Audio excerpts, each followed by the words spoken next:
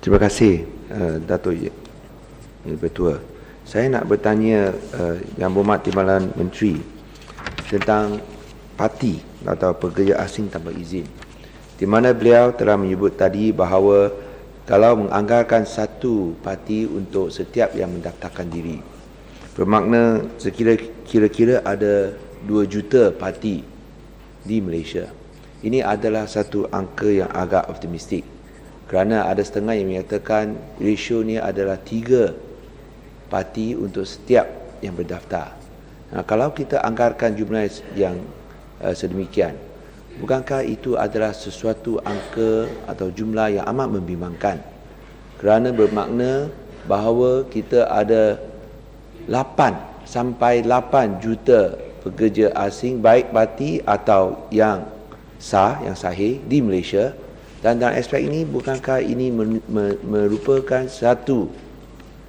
merupakan satu ancaman kepada kestabilan, bukan sahaja dari segi sosial, tapi juga dari aspek ekonomi, kerana kebertanggungan ke atas pekerja asing. Dan dalam aspek ini juga, saya juga ingin meminta apakah rancangan pihak kementerian untuk membina lebih banyak holding center dengan izin, kerana holding center untuk parti ini di negara Malaysia amat tidak mencukupi dan tidak memadai.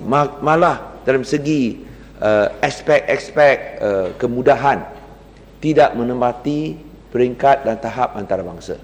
Sebagai satu contoh, Dato' Yang Bertua, di Pulau Pinang hanya adalah satu remand center besar di kawasan Juru, di kawasan Sabang Pride, dan ia memang lebih daripada yang dapat ditampung. Adakah pihak kementerian bercarang untuk membina satu lagi holding center supaya kita dapat menampung mereka yang datang tanpa izin, dan bukan sahaja di Pulau Pinang tapi juga di negeri-negeri lain? Sekian. Terima kasih Dato' Yang Bertua. Sehubungan dengan kegusaran berkaitan dengan kebanjiran pendatang asing di dalam negara ini, memang kita tidak nafikan bahawa kerajaan begitu peka tentang kebanjiran ini, sehingga kan perkara ini dibincangkan di dalam jawatan kuasa kabinet mengenai pekerja asing dan pendatang tanpa izin, yang mana untuk meneliti atau membuat satu dasar umum bagi menyelesaikan isu-isu parti ini secara holistik. Dan salah satu kajian yang dapat perakuan daripada lab, di mana satu pendekatan melalui biometrik mungkin akan kita laksanakan. Maka kerana itulah hari ini kita sedang mengkaji cara pelaksanaan dan pendekatan berkaitan dengan mengawal, bukan saja berkaitan dengan masalah pendatang asing ini, malahan kita hendak melihat dan memastikan supaya warga negara asing yang berada di dalam negara kita ini dapat kita memastikan dan juga dapat kita mengawal. Sehubungan dengan isu yang ditimbulkan oleh Yang Berhormat tadi berkaitan dengan pusat tahanan, yang mana hari ini kita telah wujudkan beberapa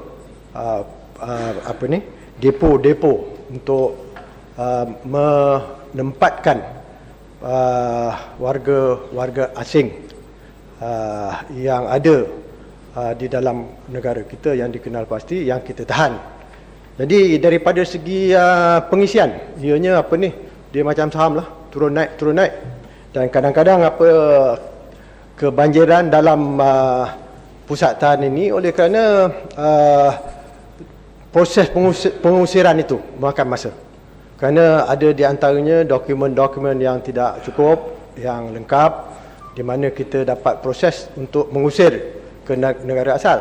Dan juga ada antaranya di mana kita tidak mendapat kerjasama daripada pihak negara asing, yang mana menafikan bahawa negara